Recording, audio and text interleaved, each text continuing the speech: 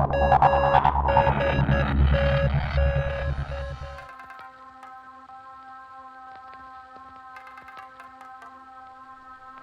growing up watching UFC with my dad, I've always been around it and started training when I was young as well. If I'm honest with you, it's extremely difficult to switch off. Like, I try and take Sunday as my rest day, if I'm honest. And Saturday, there's a class at the gym now, Saturday morning MMA, but that's only really technique now, so it's pretty much 2 days of recovery I get. But I just trying to stop myself from doing stuff, if that makes sense, because I always want to keep going, but then by Monday comes, you're knackered again, and so your body wakes up. Yeah, I'm extremely excited as well for the next 5-10 years, because obviously there's a lot of talent coming through, but us in Wales can see that. But I think there's still that expectation for a lot of people, especially outside of Wales, that you have to go to America to train, you have to go to America to do this, you have to do that. But that's not the case, obviously. Brett's proved it, Jack's in the middle of proving it, and I think in the next 5 to 10 years it's going to be a lot more to prove that you don't have to travel to be the best. Yeah, it does get quite difficult to match me sometimes, obviously being young, because I suppose sometimes it's a lose-lose situation if they beat me. Well, it's not anymore because I've got a 4-0 record, but I feel as if at the start it was a lose-lose because if they beat me, people could turn around and say, oh, you've only beat a 16-year-old.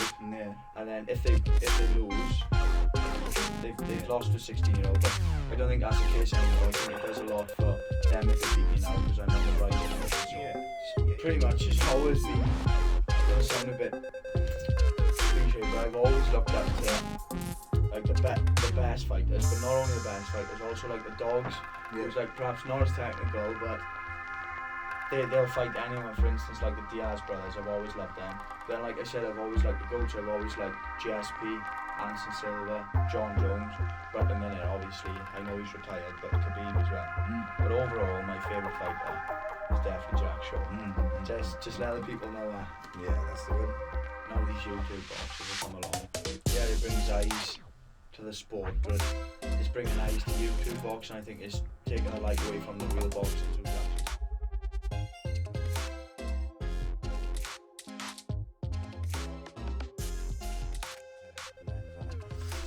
Right. Yes, guys, I'm Si. Welcome to today's Podcast Nation. We're back for another episode of My Story here at Eat Sleep Media. We're going to have a good old chat with my guest today. But just before we do that, a big shout out to our sponsors, as always, the channel powered by Violent Money. Check out violentmoney.co.uk. Use the code ACE20 and get lots of 20% off discount on all their training gear, apparel, including this nice weekend Offender collaboration, I should say. But lots of good stuff there, and check them out. Big thanks to them as always for the support. But let's get on with the show. Delighted to be joined as ever by a special guest, and this week is no different, as I'm joined by one of the hottest talents in Welsh combat sports, Ioan Thomas. How are you, my friend? Thank you for having me, Si. Very happy, yeah. Yeah, looking forward to having you, mate. Looking forward to having a good chat. We'll just talk about lots of different stuff and that.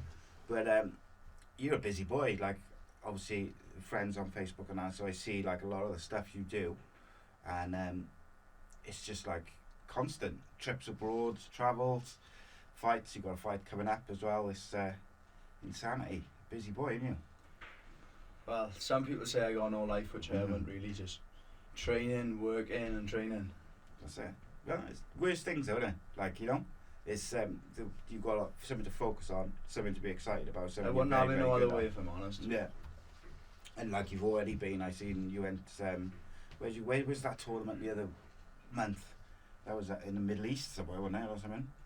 I didn't fight in the IMAFs. No, I didn't do that. I didn't. No, I didn't fight in the IMAFs. I was looking to fight at the IMAFs. I still am. But at the time this took place, I've already had 4 headshot fights. Yeah. And obviously because of my age, there's no headshots out there. And I feel as if it's taken a backward step in me. And obviously fighting on Cage Warriors, 4 good wins as well. I didn't want to take no backward steps, if that makes sense. So no, I can see that. By 18 then, IMAF's rules are for my age is headshot, so I'll be looking to do it about 18 then. Yeah, that makes sense then, I suppose, doesn't it? Because, yeah, I can understand that. It feels like you're going a bit backwards, because you're going forward in one side and then sort of go backwards. But it's another good aim, isn't it? Yeah, Something to aim for. Before we get on to the Cage Warriors and obviously your development, and which has been fast, like, tell us a bit about what you was like what was growing up like for you, and when you were even younger. Like, you're a young man anyway, but like when you was a young kid, what was growing up like for you? So yeah, I've had a really good childhood, if I'm honest. Parents supported me in whatever I do. It's just, I think, a bit unfortunate for my mum and dad. I chose the route of fighting. It's not very well for their nerves, I don't think. But Yeah, stressful parents. yeah, but I've always been around fighting, if I'm honest. Like, before I was born, my dad was fighting and training with A.C.E. And just growing up watching UFC with my dad, I've always been around it, and started training when I was young as well. So how old were you when you started first bit of combat sports training? And First time I participated in combat sports, I was 4 years old. That's like super young, isn't it? Yeah, my parents took me to a kickboxing class when I was 4 in a little leisure centre up in Markham Sports Centre, just to burn a bit of energy off, because I'm quite a wild kid. Too much energy, and yeah, I stuck with it. Within 6 months, I wanted to go most nights of the week. Within 12 months, I had my first competition, and then just went from there. Really, from there, just kept growing and growing. So my dad is 4 years old, is like super young. But then, like say, I suppose if your dad's into it, and you would like when you're a bit older than 4, but like when you're watching it with your dad, and this is gonna be a natural thing, isn't it? Like on the parents being stressed thing, I can feel like I get stressed watching my boys play football, and I often think about, like, because I speak to a lot of fighters, I often think like, oh, imagine they were like bang into their MMA or boxing or whatever. It'd be so stressful, because you've got to add in the stress of the performance with like getting hurt and the rest of it. And obviously, as you go through your career, there's going to be points where you have a few wars and covered in blood and the rest of it, and it's going to be take its toll on your parents. But I mean, sounds like they're quite supportive in terms of your career choice. Yeah, so they are extremely supportive. They they never pushed me into anything. I've done it all off my own back, and they just support me. Like, I played football for a little bit while I was fighting, and they just said they'd support me in whatever I choose to do. So was there like a point where you had to choose, like, right, I gotta focus on MMA and that now? Yeah, so I chose off my own back, really. Like, I think football training was like on a Wednesday, and at this point I was still doing kickboxing, and I would just rather go training than I would go football training, and then it just really took its toll from me, really. Yeah, it's difficult. You can't do everything, can you? I think, and there's only so many days in the week, and you've got to let your body recover as well. And I think, like, my oldest boy is 17 now, and he does like sport and football and whatever, and he's working and he's going to school, and it's like you've got to give yourself a day to have a lie in, like, or to just let your body recover. He doesn't quite get that yet, but I'm sure he will eventually. Like, how do you find it, like, in terms of taking a day off from training and from doing stuff and switching off from fighting? If I'm honest with you, it's extremely difficult to switch off. Like, I try and take Sunday as my rest day, if I'm honest. And Saturday, there's a class up the gym now, Saturday morning MMA. But that's only really technique now, so it's pretty much 2 days of recovery I get. But I'm just trying to stop myself from doing stuff, if that makes sense, because I always want to keep going, but by the time Monday comes, you're knackered again, and that's how your body breaks down, really. So I try and get as much recovery as possible. So you spend Sunday trying not to go for a run, not to train, and not to do everything. Like, that's the way. It's interesting though, because, like, when did you know that you wanted to do it as a career rather than just a hobby or something that you enjoyed doing? So obviously, growing up watching the UFC with my dad, just being a young kid, I always had aspirations. Oh yeah, I'd like to do that one day. I'd like to do that. But then, as I got into the training more, and I started competing, I started realising, I could do this as a thing. And then, obviously, I had a first fight on Cage Warriors where I beat an opponent a lot older than me. And then it's just carried on from here. Like, so far, all the opposition I fought are a lot older than me, and I'm doing well. And it's been an aspiration of mine for a long time, since I can remember to be in the UFC. And I think I've got the right people around me Like obviously Jack, Brett, I got my dad, I got my whole family. Obviously Shakey's dealt with fighters his whole life, so I feel like I'm in the right place, the right gym, if I want to become successful, especially in the UFC. 100%. You've got it's not only a good gym, but it's a good circle of people to have around you to bounce off advice. And like you say, like, you know, Brett's been there and done it. Jack's doing it now. Richard's, like you say, he's dealt with not just fighters but also promoting shows himself and stuff like that. So he's got like experience in pretty much doing it all. Obviously, he used to fight himself as well.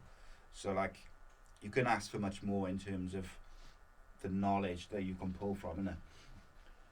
It's quite incredible when you break it down individually, like just the amount of people that, and even then you got like, obviously you got people like Oban and Josh Reed, Josh and guys, it's a great gym to be of. And there's obviously, when I had the last time I had Shaky on, which was probably a word due one actually, is probably about a year ago maybe, because it was when he came on the fight show. I think he might come on with Jack actually, and we were asking him like, you know, we're talking about like Jack and Oban and stuff like that, and he actually said that it's actually the younger ones like yourself and some of the other guys who he's most excited about, because obviously for years Welsh MMA hasn't really, you know, you've only had like the odd one here and there like Brett or something like that, but like you look around now and you look in Cage Warriors and some of the regional scenes, there's so much Welsh talent there, just on the verge of sort of, whether it's, you know, they're not quite old enough yet or they haven't had their chance, but like it's going to be exciting sort of 10 years for Welsh MMA, you know.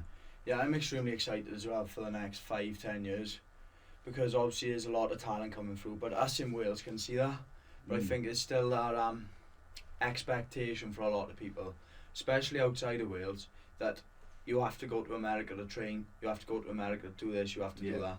But that's not the case. Obviously Brett's proved it, Jack's in the middle of proving it, and I think in the next 5 to 10 years there's going to be a lot more guys to prove that you don't have to travel to be the best.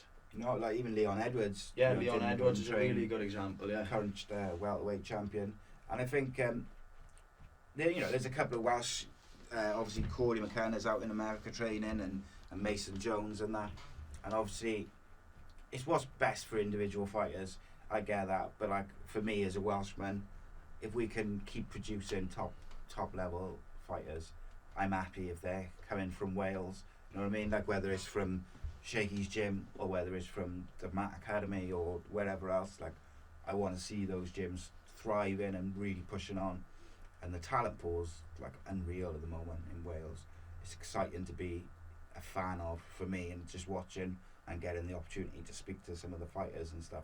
But like you're in it, you're like part of it. You're part of the next wave, really, you know, because you're 17 now, is it? 16, Jesus Christ, I'm so small.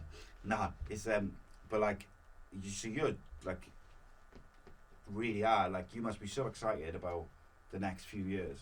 Oh yeah, I am really excited for the next few years, but also I feel as if it's a double-edged sword as well, because if I'm just get lost there, I lose what I'm doing right now. It's just one fight at a time, We'll see where we are in the next 5 years. Just keep trying to make small improvements, and the rest will take care of itself, really. That's my mindset. Yeah, and I think like Shaky's a good person to have on board with that sort of mindset as well, of taking each fight at a time, and I guess for you, like, you just concentrate on each fight, and then you can let, whether it's your dad or Shaky or whoever, deal with the rest of it. You just focus on the actual fight, and it's still got to be exciting though. Like even for a fan like myself and someone on the outside, like looking in, it's exciting to see, like, what, because you already fought on Cage Warriors. What was that first Cage Warriors fight like? Were you nervous about that? To be honest, talking about nerves, from obviously starting off with kickboxing and grappling, that's not taking the nerves away, but I learned how to not shut them off, but deal with them as such, because I think everybody feels nerves, but it's not properly nerves, it's just butterflies, because you want to win. You're not scared of the fight, you just want to win so bad. But then also, when I was younger, Shaky used to have me be the little ice man, and I was used to being backstage with all the fighters, seeing the fighters warm up. like used to have me doing it all the time, and I think that played a major role in bringing me on as a fighter as well. Yeah, because you get used to the atmosphere, you get used to the kind of the build up to it all. It's a good, it's a good, I could absolutely see the benefits of being around pre-fight when you're younger, and then obviously when it comes to your fights, you're used to the atmosphere then, and you're used to just what everything's going on. So you're not one for nerves then, really, other than just the general butterflies? No, I don't feel the nerves to the fight, really. It's just, only thing I do feel is that butterfly feeling, where I just want to make sure I go out and get a W, if I'm honest. Yeah. So do you remember, obviously you're still amateur at the moment, but like, do you remember like your first sort of proper MMA fight? And Shore MMA fight. Yeah. Yeah, that was on Cage Warriors. That was the Cage Warriors one, was it? Yeah. So who did you fight on that? Because I was going to say, when was the last time you fought someone your age? Last time I fought someone my own age, I fought a boy down Nail's gym, no headshots. I was 13 and the boy was 14. We was pretty much the same age. Yeah. Wow. And that was the last time. So that's like 2-3 years, isn't it? Yeah. Jesus. And then ever since then, it's always 20 plus. Something. Wow. See, you got to have a certain mindset to be able to do that as well. See, though, because I think like when I used to play like cricket or football, because I used to do it when I was about your age. I used to do it at pretty high level, so I'd quite often be in the older squads and that, and go on tour with them and stuff. But I used to find I was all right once I got past the initial thing of shyness with the team or whatever. But I can imagine, like, with fighting, once you get past the fact that it's just, I suppose you've got to try and put it into a box, haven't you? That it's just another opponent. Doesn't really matter if they're your age or 20 something. No, obviously there's obviously, like, fighting older opponents, they're more developed as a man, obviously, and it does provide us challenges, but it's nothing I'm not used to, because I'm in the gym every single day sparring with professional athletes who these boys are nowhere near the level of, so it doesn't really play. Doesn't matter. Yeah, it doesn't matter at all to me, really. It's interesting though, because like obviously someone who's say mid-20s or whatever, not only are they, they're fully matured physically, but mentally as well. I think you're just a bit, yourself a bit better and stuff like that. Whereas your average 16-year-old probably doesn't. It could take you sort of 16 to say 22 or something, just to find yourself a little bit. But obviously, for you, you've known what you wanted to do from quite a young age, and you've done it. So maybe you haven't got that, like that immaturity, which is, you certainly don't seem to, but like your average 16-year-old would. Does that make sense? Yeah. So, like you said, physically, I feel sometimes obviously they've got a man strength over me, but psychologically, I feel I'm miles ahead of everyone. If I'm honest, that's how I feel inside my own head. I feel psychologically, I got the edge over anyone. It's interesting, because look, I'm not a fighter. Never have been, never trained in anything. So like, I haven't got that experience. But like, I wonder how it plays into their mind. Say someone who's like 23, and they come up against you, you're 16. Do they underestimate you? Do they do they sort of adjust what they would normally do if they were fighting someone who was 18 plus? It's kind of interesting. Have you ever spoken to any of them afterwards? So when I fought Jordan Little, that was my second fight. After the fight, Shakes told me that Jordan found me on Instagram, I think, and said to his coach, Mark Weir, this boy's only 16, he was sure to take the fight. So he messaged Shakey, and Shakey said, yeah, trust me, it'll be a competitive fight, just take the fight. It just carry on as normal, like it's a competitive fight, even though he's 16. And that was the only instance really. But to be fair to Jordan for taking that fight, because I spoken to him after the fight, and he said to me that only reason he fought me was to get a shot on Cage Warriors, because he'd been fighting on other promotions such as Rage, but he wanted a chance to get on Cage Warriors, and the only way, because I had to pull out, I was meant to fight someone else, and then they found me Jordan, and he took the fight just to get on Cage Warriors. But yeah, props to him for taking the fight just to get on it. Do you I know, like, when I've spoken to Jack before and some other fighters as well, like, they once you get to a certain level on the, like, you know, the UK scene, the Welsh scene, you do have more people start pulling out, and you have people. It's harder to match you up, basically, because you're so good. Have you come across that yet, where you're finding people are pulling out and just difficult to match you up with people? Yeah, from the start really. So I had that first fight on Cage Warriors with shin pads on, and then Shaky tried matching me again with shin pads on, and within a week he had about 5 pullouts. So then only option was to go full amateur rules, not unified, just full amateur rules.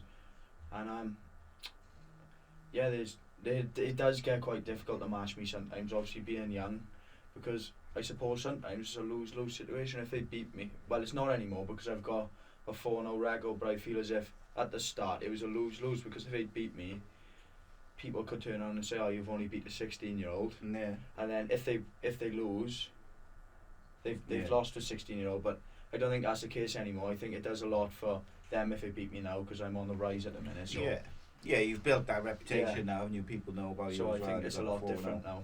But yeah, it's wild, like, because it's, to me, if I was a fighter, I think I would lose my head where people just keep pulling out, and it would do my head in, and like I see it so much, and like, look, you know, if something happens like what happened to Paul Hughes in the build up to Jordan's fight, where he done his knee in or his back in, I can't remember what it was, but you know, he had a serious injury. That's, you know, such is life. Same as like Jack's got his knee now, and it's like that happens. It's part of the game. Yeah. But it's when you get these stupid pullouts, and it's the ones where there's not really a reason. It's very vague and kind of like, so it's frustrating. I understand that. Yeah, if it's a genuine reason, you don't mind, because I've been in myself. I had to pull out the last fight, first time I've ever had to pull out because I had COVID. Can't do nothing about it. Yeah, there's nothing I could do about it. I was in bed for 4 days ill. It was rough. There was nothing at all I could do. But yeah, the thing with doing your head, you know, like, sometimes I say to Shaky, someone will ask me in the gym, how do you feel about fighting? And we'll be talking, and Shaky will be, and he'd be like, oh, you're not fighting him anymore. I'm like, what do you mean? He's like, oh, we've had 3 pullouts since then. Don't worry, I've got you a match. And that's just the way it is. It doesn't matter who, it's just show up to fight night and fight. Simple, it doesn't matter who. Some of the young boxers have had in, actually, and they'll have like a fight coming on and whatever, and I'll say, oh, so do you know much about your opponent or whatever? And they go, I don't even know who it is. I think like they pulled out, and then it's someone else. And you got to kind of, you got to really have a trust in your team, like the people who are matching you up, and you. Obviously, I'm assuming like your dad's got a say in it, and you've been with Shaky a long time. Yeah. So you've got people you trust, and I think that's got to be so important. I mean, if you've got the fights constantly changing, you've got to trust the person who's making those fights. Yeah, that's key. So I think the all involvement is pretty much my dad, Shaky, Colin, and obviously Jack. And they make decisions. Obviously, it doesn't matter who they match me up with. I trust them. I also trust their coaching. I'll be ready. Simple. So it doesn't matter who, really. Do you pick Jack's brains a lot? Yeah, so I spend a lot of time with Jack. No, I pick his brains a lot with fighting, but a lot with life, really. He's taught me a lot, to be fair to him. I can't thank him enough, if I'm honest. Like, he'd bring me down Gary's, like I said, on a Wednesday morning. He'd take me back and forth S&C with our S&C coach. Like, so I do spend a lot of time with him, so it's not really a better role model to have than Jack. No, he's a top man. He's someone who I got tremendous amount of respect for, not just because of, you know, what he's achieved, the way he carries himself, the way he treats people and speaks to people. Like, I got a lot of time for people like that who, like, I've come across a few who are just bought into their own hype a little bit, and like, it's easy to do, innit? Like, especially if you're on the rise and you got podcasts and TV and radio and people asking you for interviews and, you know, all the rest of it. Like, I can understand why some fighters and some, you know, athletes fall into it, but like, you know, Jack's at the top level, and he's still the same person that he was when he was on Cage Warriors or I would imagine even before that. Like, got a lot of respect for him. But like training with people like him and Brett, you've always got most situations you're going to come across. One of them, whether it's Jack, Brett, Owen, or the coaches, like someone's probably going to have been through similar, aren't they? Oh yeah, like they've got a lot, like we was talking about earlier, they've got a lot of experience through fighting, through a lot of all aspects of fighting, like fight camps, being there on the night, turning up. So if you've got anything you want to ask them, they've pretty much been in that situation. So yeah. Do you who's the angriest trainer then in that gym? Who gets like their hair off? There's got to be someone. yeah, There's always someone. who gets their hair off the most? Mm. Carl. Yeah. Carl Parker. Really? Yeah, Carl. He's a brilliant coach. I love him to bits. Funny coach, mind. Like, he does get his hair off now and then. Does he get his hair off like with you, like the fighters and that, or does he get his hair off just generally, like just a general? Depending, if you're doing something wrong, he'll tell you, and that's good. But no, if you're doing what he says and you're listening, he can't ask for no more. No. His biggest pet hate is when we're drilling technique and they start talking, and then he does really get angry. But what about like who's the hardest coach? Who pushes the students the hardest, the fighters the hardest? They're all unique in different ways, if I'm honest. So obviously, Shaky likes to be the cardio king. After every session, he'll say, "Oh, we're gonna have a nice easy session today," and it's just cardio. Obviously, Parker takes the wrestling classes, and that's the hardest session of the week. And then you've got our Thai coach, Crew him, and then you'll have a session with him on the 1-to-1 pads, and you're just as tired as you would be from wrestling. So yeah, it's fascinating. Some top coaches there as well. What about so at the moment, obviously you're still learning, you're still going through your career and that. What do you think the strongest part of your game is now?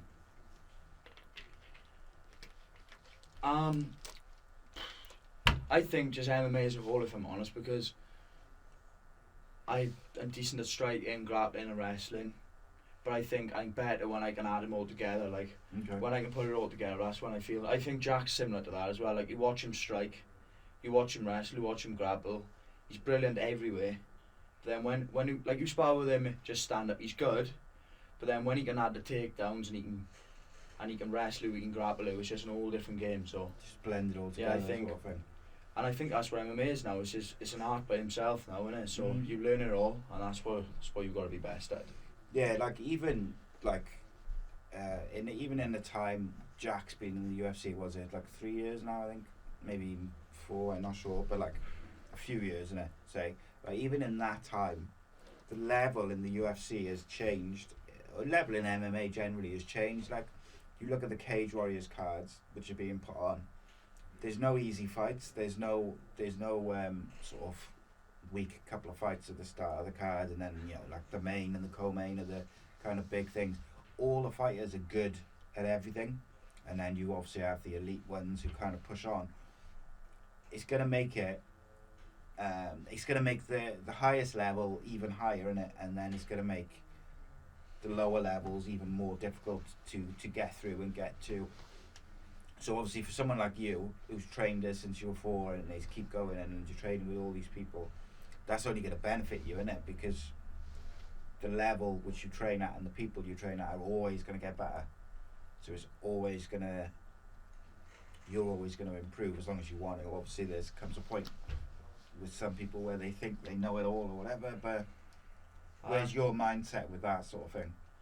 First of all, people knowing it all, I don't think I'll apply in our gym because get humbled quick. Yeah, you'll get humbled quick, especially with like the coaches. So Shaky, for instance, like you leave your ego at the door, you come in, and even Jack now, like he could quite easily say if he was at a different gym, like I think Shaky being his dad, he's created that mindset where he always wants to learn. Perhaps someone else in his position would think they know it all, but being at our gym, he's at all the classes, all the technique classes, trying to learn, trying to improve, and that's what I admire him, to be honest. And that's where the way I'm going to try and follow in his footsteps, because it's been drilled into me the same. Obviously, it's lifelong. You can never learn everything. No. What's the hardest part of your week? Not doesn't necessarily have to be fighting related. Just what's the hardest part of your week generally? So, like I said, Thursday's the hardest class, but generally Wednesday's the hardest day for me and Jack because we get up early, then we go to box with Gary down Lanrumney. Time we get back in, we go for a 10k run, and then we do some weights. Then we got MMA sparring, and I would be MMA grappling or MMA stand-up rounds. And then we grappling a night then as well, do 5-5s grappling. So it's a long day for us, and yeah, I think that's probably the hardest day of the week if I'm honest. Which day do you look forward to the most? If I'm honest, I enjoy I'm just excited to go every day if I'm honest, yeah. Like, obviously, I love doing it all. I love striking, I love grappling, like wrestling, so every day's a new challenge, really. Do you go to, like, I know, like Danny, who I do the fight show with, he says to his students, you know, to go out and, like, he'll tell them to go train with other gyms and stuff to learn, you know, from different coaches and whatever. Is that something which you guys do as well? Like, you'll go other places, whether it's, you know, the Mat Academy or go further or whatever?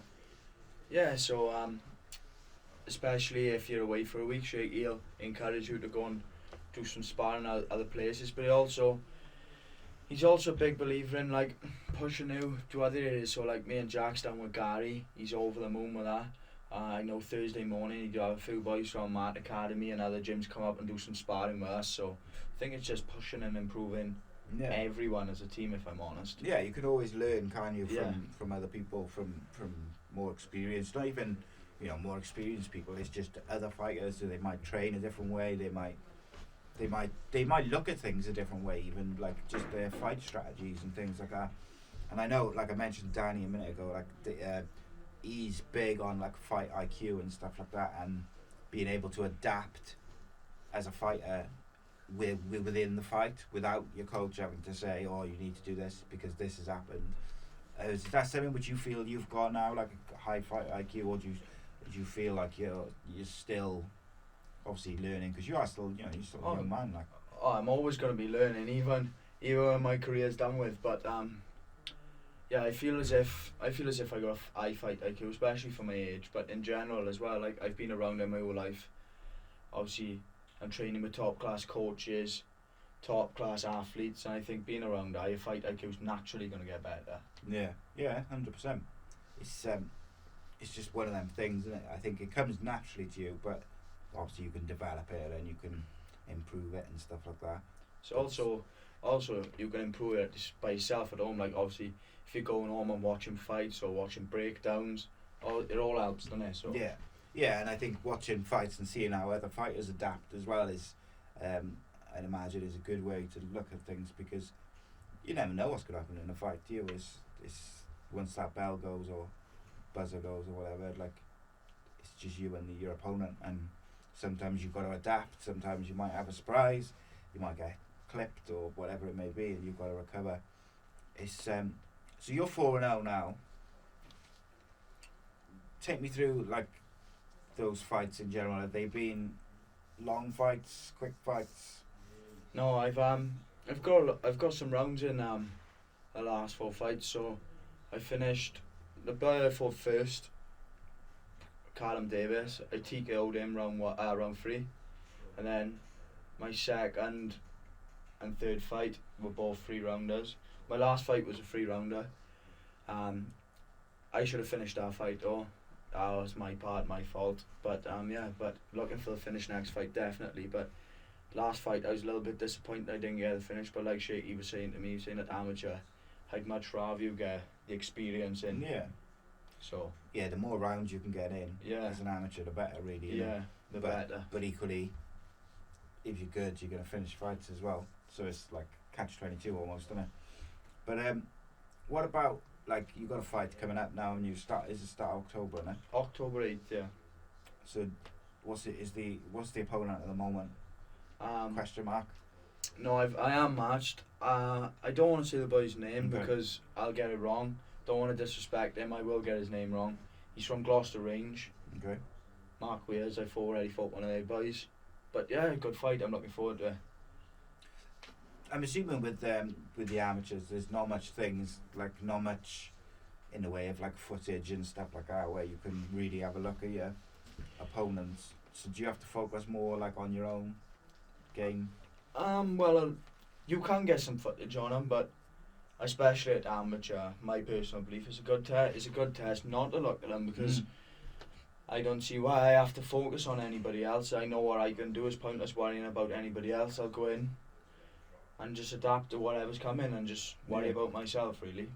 Yeah, I can see that. I can see the benefits to both. Yeah. You know, but I think obviously as you climb the ranks and obviously especially at pro, you'd be foolish not to take your opponent's strengths and weaknesses into account, obviously. But Jack's a big believer. For example, going back to Jack, he'd say he's not a big believer in game planning. He just see where the fight goes and.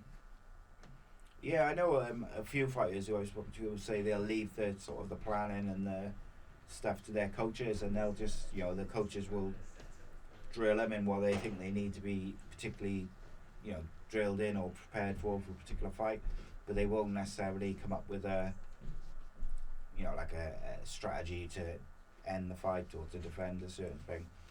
But it's interesting, like, so when you was growing up and you were watching UFC with your old man, what sort of fighters was like your inspiration, so we say, or like you looked up to, and the favourite fighters?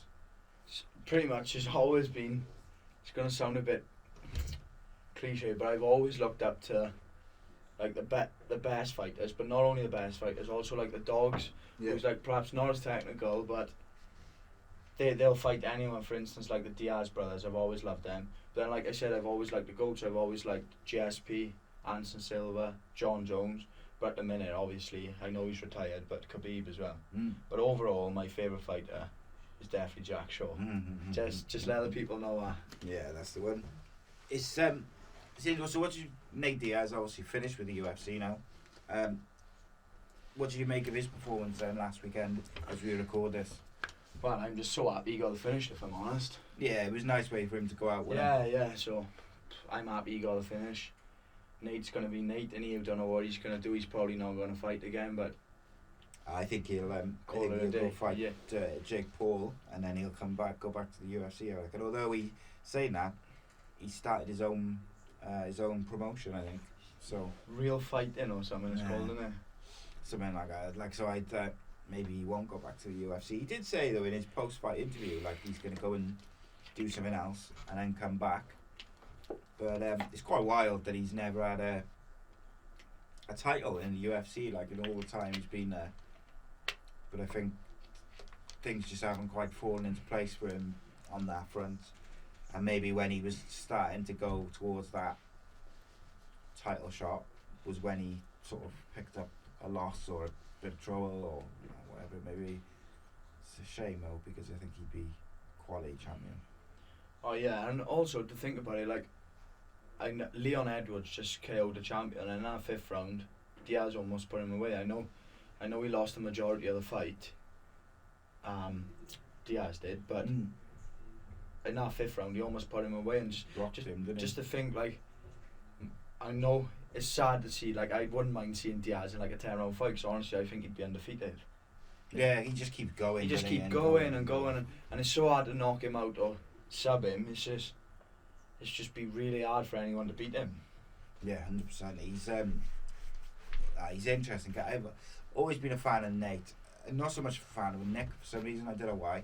Nate, he's always like, he irritates me. Don't know, no reason. Like, he's just whatever reason. Like, but it was it was pretty good. Like, I enjoyed the fact that Nate got to go out with a win, because I also feel like if he decides he wants to come back to the UFC, he's got like a good negotiating thing, and because he's off a win, he saw out his contract, and I think, I don't know, do you reckon he fights Jake Paul? I don't know, I'd like to see it happen, mine, because number one, I'd like to see Jake Paul get sparked, and number two, I'd like to see him get a big payout. Obviously, he's probably earning a lot of money anyway, Diaz, because he does bring a lot of eyes to the sport, and even though he's not champion, I think in most cases he's the people's champion, so. Yeah, and I think even though he's earning, he's probably on top dollar at the UFC. Like, I think what he's earned over the years in the UFC, if he was in boxing at the similar sort of level, he'd have earned a lot more. And just the way it is, unfortunately, at the moment. But like with Jake Paul, obviously you can have like a few million, can you, just from the one night's work? Yeah. But he's fighting Anderson Silva next, which is quite an interesting one, because Anderson Silva's look really good boxing. Do you think Jake Paul will get through Anderson Silva? So, I don't like Jake Paul to start with, but I hate people who say he can't box, because he can definitely box. He is a good fighter now, and he hasn't fought any real boxers at the minute. But I do believe that he did try and fight Tommy Fury, and he was willing to take the fight. So I don't like him, but I think it'll be a tough fight. But I'm hoping Anderson does beat him, because Anderson is a world-class striker, and let's be honest. So yeah, I think the only thing which may be a problem for Anderson Silva in that fight is just his age and his chin. Yeah. Because you saw in the end, towards the end of his UFC career, his chin was a bit sort of accessible, should we say. So you just wonder whether if he gets caught with a shot like Tyron Woodley, would he be able to live with it? But then his head movements night and day to Tyron Woodley's as well, so you just don't know. I'm interested by it. It's the first Jake Paul fight which I've been interested by, because I feel like it's an actual challenge for him. I always felt like he was going to beat all the other fighters.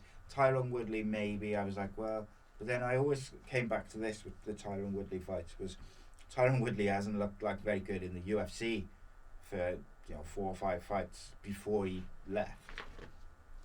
So why is he suddenly going to look good boxing? And some people got a bit annoyed with me about that, but like, it's just a fact. Like, he hadn't looked ever since, like, he won that title, the welterweight title, and then he fought fought Wonderboy twice, and ever since that second Wonderboy fight, he never looked the same fighter. He always looked afraid of getting it, and I just felt like if Jake Paul was able to sort of use his size advantage and his power, he was going to catch him, and I was right, just to say.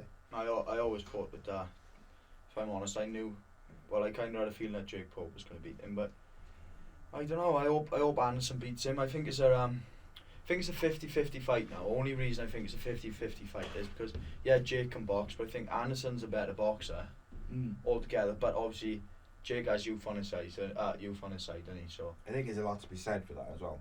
I really do. Like, Anderson Silva's got a lot of miles on the clock. For he was active as well. But then also, is if Anderson Silva beats Jake Paul, then we won't get to see Nate Diaz versus Jake Paul. So I'm like, don't know which one I'd rather. I'm stuck between it, because I would like to see Nate Diaz fight Jake Paul, but I feel like if Jake Paul loses, probably won't happen. I'd like to see someone's going to stop the train. Like, I'd like to see Nate Diaz versus Jake Paul, just to see the way Jake Paul acts, if I'm honest, because you see the way he do act with some fighters, and he's toned and he's trying to sell a fight and all, but I don't know if he'd be like that with Diaz, because Diaz is real as he can. You've seen what happened on the weekend. Like, he shows up with 60 boys, like, so Diaz don't play, he's as real as it gets. I think he is a legitimate gangster, isn't he? So I'd like to see the way that Jake Paul acts, if I'm honest. It'd be interesting. Build up as well. See if he's respectful or. Yeah, I can't imagine he's respectful. Like, he nicked Floyd Mayweather's act, didn't he? So I can't imagine he'll be any different. But like you say, like, Nate Diaz won't accept that. Like, the same way like Tyron Woodley just took it, didn't he? Just kind of smiled and didn't really say, he said some stuff, like, but didn't do anything or didn't say nothing. But then, be interesting, like, just like you say, just see what the reaction would be like. I don't know. Like, Jake Paul, I think, doesn't get the credit he deserves in some ways, but then equally, I kind of ready for it to all be over as well. So, such is boxing at the moment. Is like, the YouTube boxing seems more popular than the actual boxing with the professional fighters. That's the only part I don't like, if I'm honest. Like, I think now these YouTube boxers have come along. Yeah, it brings eyes to the sport, but it's bringing eyes to YouTube boxing. I think it's taking the light away from the real boxers who's actually 100%. Like, you look at that YouTube, the show, I think it was a couple of weeks ago, where they've specifically, they might even have like their own promotion, like, but it was on DAZN, and it was just YouTube boxing, done really well, like, from what I was told, like, did a lot of views and whatever. KSI obviously is always going to get views, but even, you know, the rest of the show done alright and that, which means they're going to do it again. But then there's been some good fights actually in boxing over the last month or so, and you barely heard anything about them because of that, or because Jake Paul's fight got called off, and it's just frustrating. But I feel for the fighters. I feel for the younger fighters as well, who are trying to break in.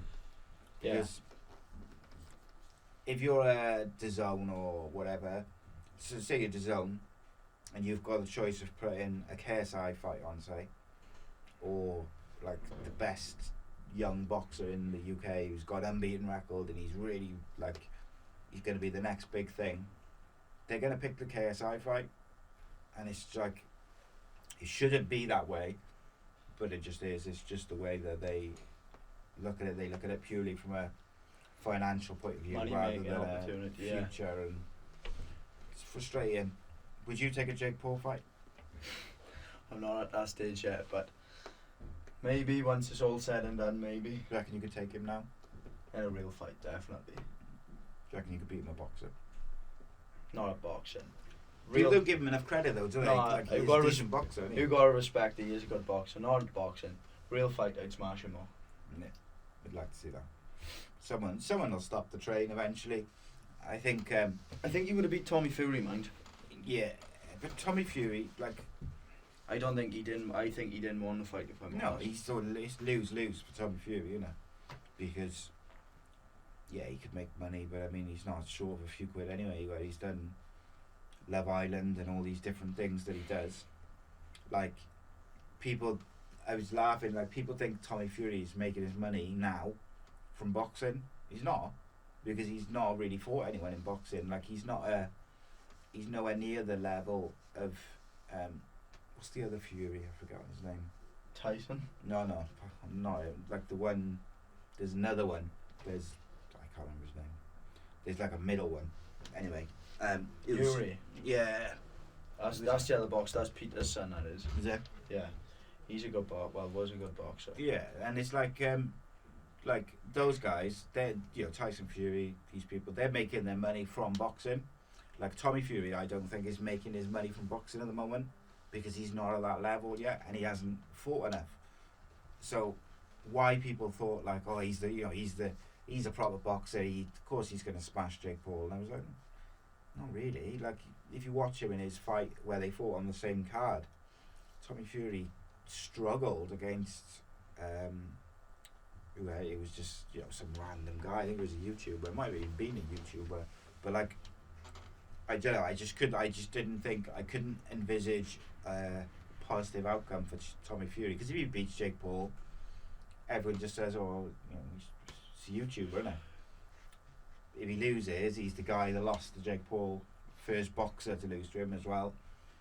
Just didn't see the benefit of it other than a big bag of cash. Like, yeah, it is a lose-lose, but I think Tommy Fury, he could be good, but I don't think he'll ever get to like world champ level. I don't think he'll ever get to that sort of level like his brother. He doesn't seem to have the same I don't know whether it's like love of the game or whether it's motivation, or he doesn't seem to be as engulfed in boxing as the rest of them.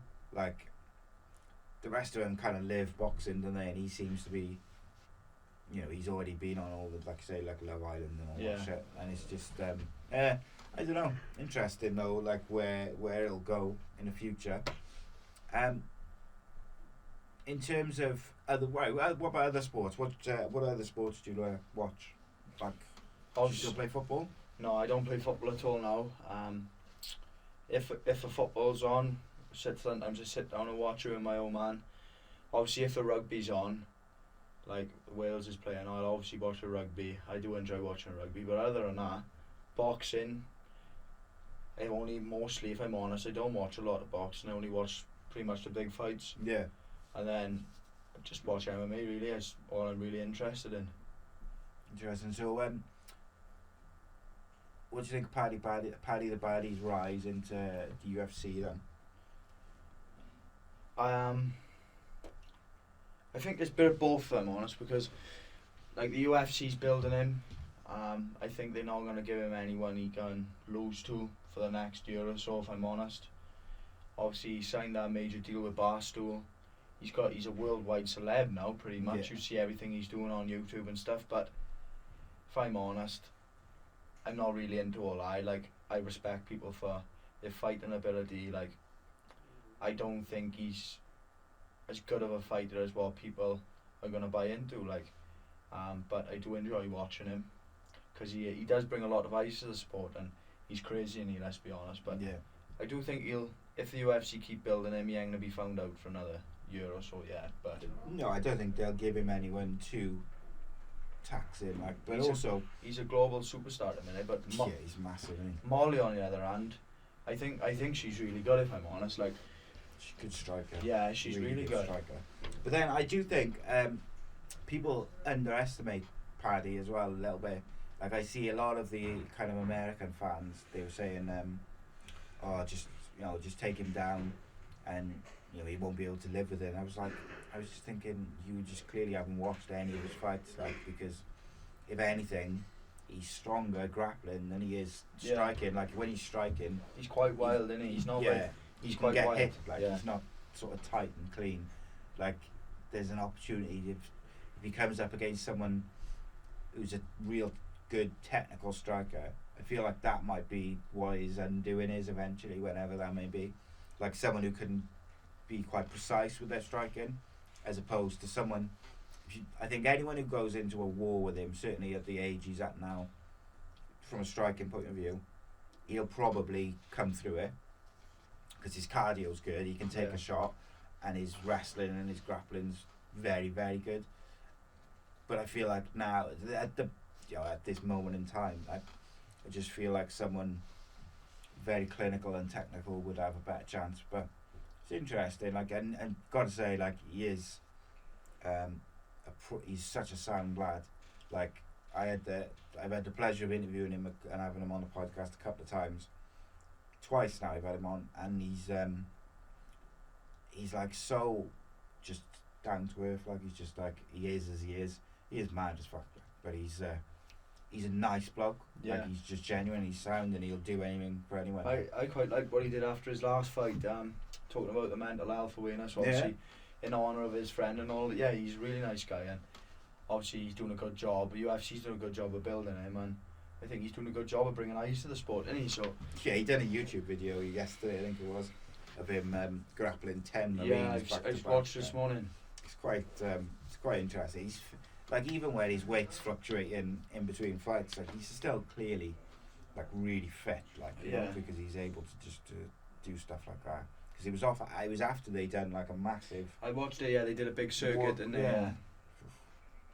My age now, I'm like, couldn't even do the bloody workout, let alone 10 guys. So, where are we now? October, innit? Well, nearly October. October is your next fight. That'll be the last time you fight, do you reckon, this year, or do you think you'll get another one in before the end of the year's out? No, I think it's going to be the end of the last one of the year for fighting, but then I've got a plan in. So this year, so far, last 12 months, because obviously my first fight was October 9th. Then in the last 12 months now, come October 8th, I would have had 6 fight camps and 5 fights. So pretty much really busy. And then looking to fight early next year then. So then I got a few months in, rest the body, because I've been in fight camp pretty much all year. But I'm going to stay in the gym and just improve. Because in fight camp, you're constantly making sure you're fit, you're strong. Then in this time off now, I'm going to take time, improve my skills, improve all aspects of me, do a lot more technique. And then, then my body recover, come back better in the new year then. What about, I was just going to ask you, like the grappling tournaments and things like that. Do you do a lot of them at the moment? At the moment, I haven't. I want to start getting back into them again. So, I used to do a lot when I was younger, and then COVID hit and I stopped a bit. And since I've been fighting, like I said, this year now I've been in fight camp. Every 2 months it works out to about. So yeah, so you're constantly in it. Like. Yeah, I haven't had a lot of time, but I would like to start grappling again. I wasn't sure what the score was with you if you're with your age, whether you were able to like if you had to do them for your age, if that makes sense, or whether they're like open to older categories and stuff like that. Wasn't sure how it worked, to be honest. So obviously I'm 16 now, so at 16 you can get proper belts. Cause obviously there's kid belts and jiu-jitsu, and then once you're 16 you can start going through the normal belt system. So at the minute obviously I'm blue belt, so then I think at my weight I could just be grappling. Well, it is, I could just be grappling anybody now. Yeah, okay, cool. So I mean that's another way, innit, to learn and just keep in between fights. Keep your hand in, yeah. Yeah, keep going. It's mad. Like it's mad to me that you're 16. I've got to be honest, because you're like the way you talk and the way you speak, mature, and you're like you're a big boy anyway, so you don't look 16. But like it's like the way you talk about it, you're very mature, and but not just that. Like you know what you want, and you know how to get there, and you know what you've got to do together. Do you feel lucky in some ways, because not many 16-year-olds have got that path in their mind, let alone pretty much laid out for you in some ways? Yeah, so I do feel really lucky and blessed, if I'm honest. Like I'm like I was go in school, like not a lot of people knew. Still now, my friends, a lot of people don't know what they want to do with their life. They could go down any path. Like I know 100% what I want to do is what I'm passionate about. I'm lucky what I'm passionate about, I'm good at, and I can make a career out of it. So I am really happy that I understand what I want to do, most importantly. Have you ever had any moments, like I know, in like say the last 5 years, where you've questioned it, or you've ever thought I do like it, but I wouldn't mind doing something else? Not once. Honest to God, people listening would probably think, oh, he's lying, but if I'm truly honest, no, really, I've just always wanted to be a professional fighter. That's all I've ever wanted to do. Obviously there's tough days at the gym, but that have never made me think, oh, I don't want to do this no more. It's something I love. I think to be successful at it, because it's such an hard thing, you've got to truly love what you do. And I do. So it's interesting, see, because like I said, my boy's 17 and he's a bit like, oh, I would like to do this and I want to do that, and doesn't really know, and that's fine. Everyone's like that. But obviously you're lucky in some ways, but obviously you've also worked to get where you are now, and where you go to the future, you'll work for that, and you haven't just got there just because you know someone. You've had to work your way through it, and I